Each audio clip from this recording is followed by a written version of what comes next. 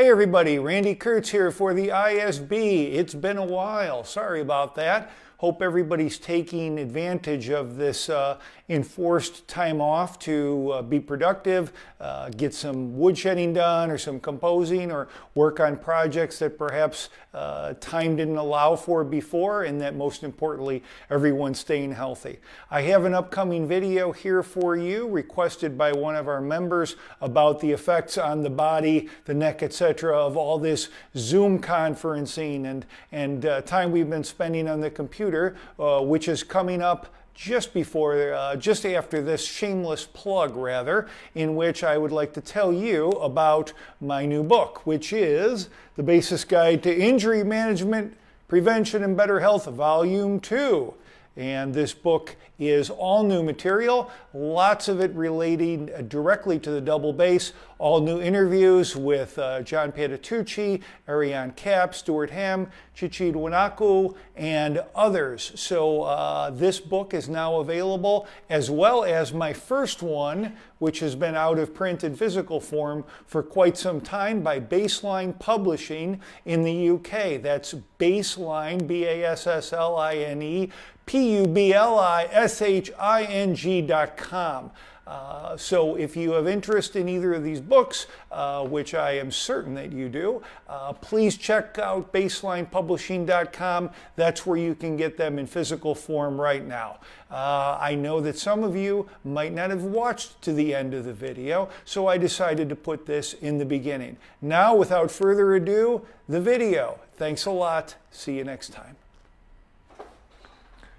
Hey everybody, Randy Kurtz here for the ISB. So this month I've been asked to talk about Zoom syndrome.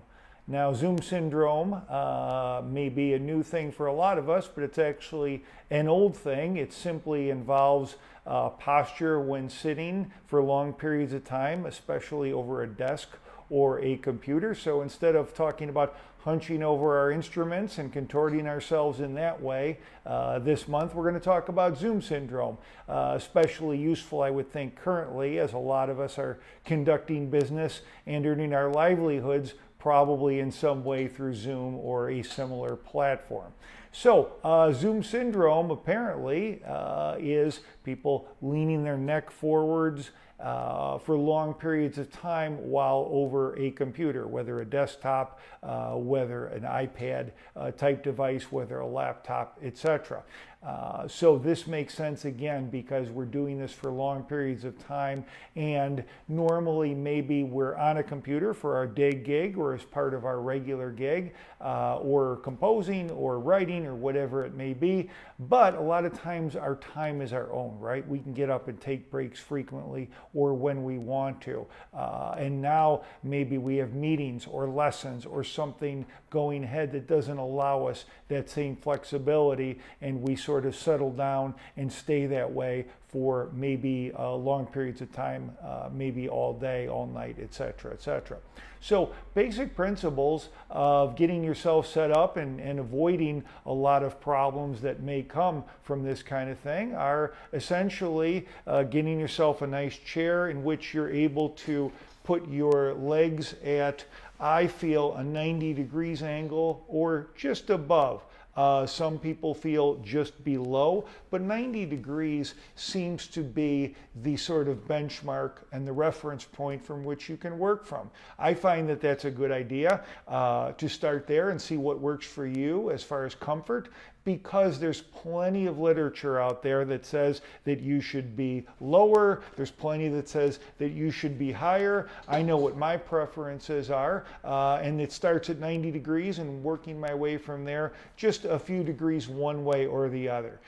For those of you who are interested, contact Barry Green. He did a nice survey and article about this several months ago, which I forget, and I apologize, Barry, the publication it appeared in, but if you reach out to me or to Barry, we can dig that information up for you. Again, I'm sorry I can't bring it up, but if you look, even probably Google it, you'll probably find it, and it was very well done, and I was happy to be able to contribute to that.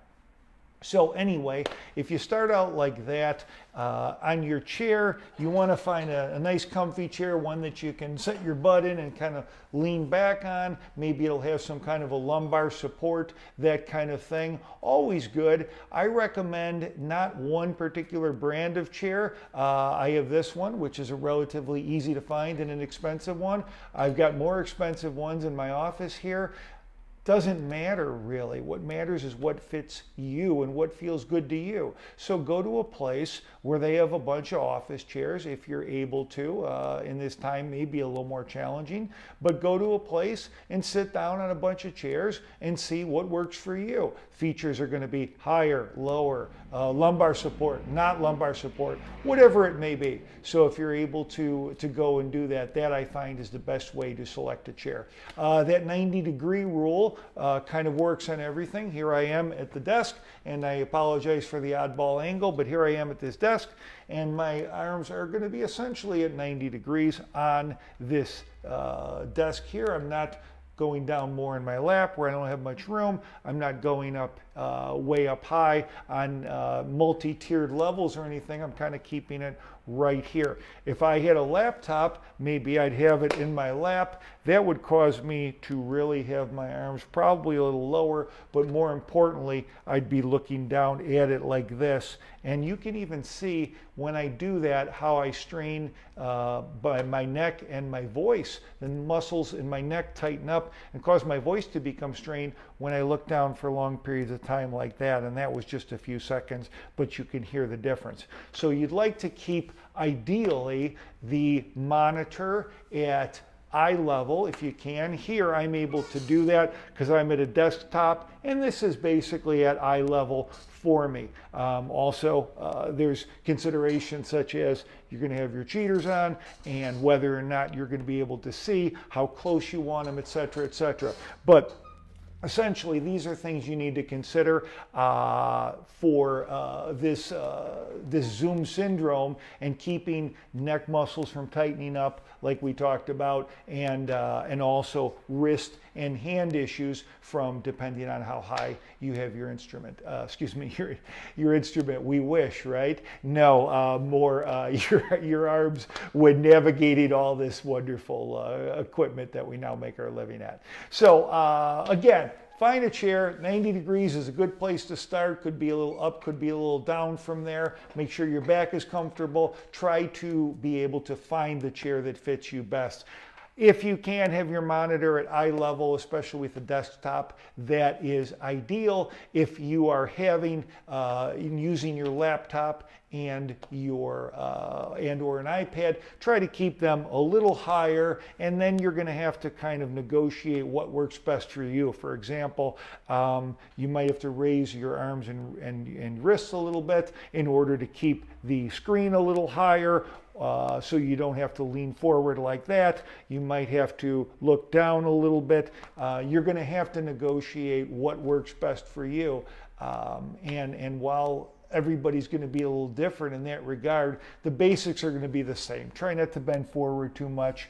Try not to lean forward, whether it's at the back or the neck and the shoulders, and try not to have your wrists at angles that are going to be conducive to you having problems over and over. That's basically it. Again, keep the mouse easy and the keyboard easily accessible. If they're on a laptop, that's not going to be such an issue, obviously. But again, the Zoom syndrome, as I understand it, takes us beyond the desk sort of situation. And if you do have a laptop or an iPad that you're doing this, or a tablet rather, that you're doing these kinds of things on, that you're not, again, just sort of hunkering down and getting into a bad posture and staying there for the duration, especially if you can't control your breaks and your time as much as you would have due to meetings or lessons, etc. Also try to get up and move around when you can, that kind of thing. So I hope this helps. Again, none of this is particularly new information.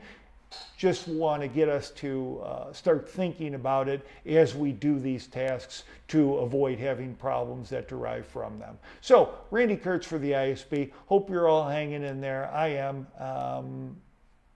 See you next time. drkertz8@gmail.com. My information, my email. Of course, please send any comments that you may have or requests for subjects that we can cover. My book, The Basis Guide to Injury Management, Prevention, and Better Health, available as an ebook from my website, Dr. Kurtz, drkertz.com, or from Amazon. So I wish you all well and see you soon. Thanks. Bye-bye.